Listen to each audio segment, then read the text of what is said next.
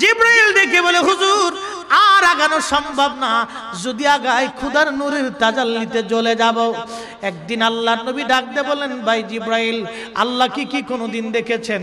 বলে হুজুর অসম্ভব। জিবরাইল, আল্লাহ থেকে আপনার দূরত্ব কত দূর থেকে ওহী নিয়ে আসেন?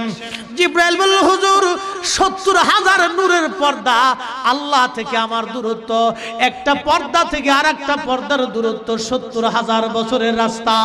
একবার আওয়াজ তুলে বলা যাবে কি আল্লাহু আকবার? হুজুর আমি ওহী নিয়ে আসছি আপনার কাছে, আল্লাহ জানাই দিয়েছে হাবিব রে বলে দিবেন পৃথিবীর উৎকৃষ্ট জায়গার নাম মসজিদ আর নিকৃষ্ট জায়গার নাম হলো বাজার। জিবরাইল আমিন ওইখানে স্টপ হয়ে গেলেন, নবীজি রওনা দিলেন।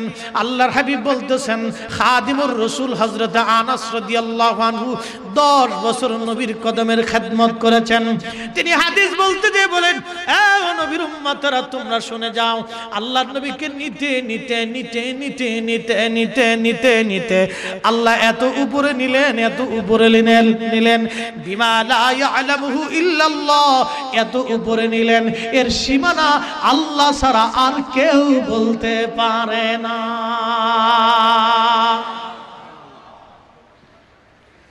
এরপরে নবী বলেন, সুম্মা জা সিদরাতুল মুনতাহা, আল্লাহ তার হাবিবকে সিদরাতুল মুনতাহার উপকণ্ঠে আনলেন। আগেই বলছি সিদরাতুল মুনতাহার শেষ সীমানা হলো সৃষ্টির উপরিভাগ। এই সিদরাতুল মুনতাহার উপকণ্ঠে আনার পরে আল্লাহর নবী বললেন, সুম্মা দানাল জাব্বারু রাব্বুল ইজ্জাতি ফাতাদাল্লা ফাকানা কাবা মিনহু কাউসাইনি আও আদনা। আমার রব আমার সামনাসামনি আসলেন, কাছাকাছি আসলেন, আমার আল্লাহ আমার কাছাকাছি আসলেন, আমার আল্লাহ আমার কাছাকাছি আসলেন। কত কাছে আসলেন?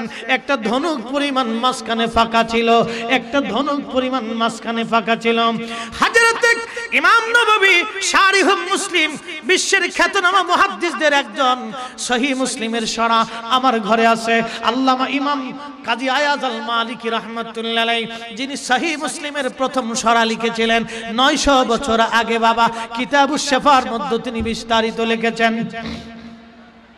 হযরত আইম্মে ইকরামের কথা, আকসারুল উলামা, জমহুরুল উলামা, পৃথিবীর অধিক আলেমরা এই বিষয়ে একমত যে ওই দিন ওই সময় আমার আল্লাহর নবী 2 চোখ দিয়ে আমার আল্লাহকে দেখেছিলেন।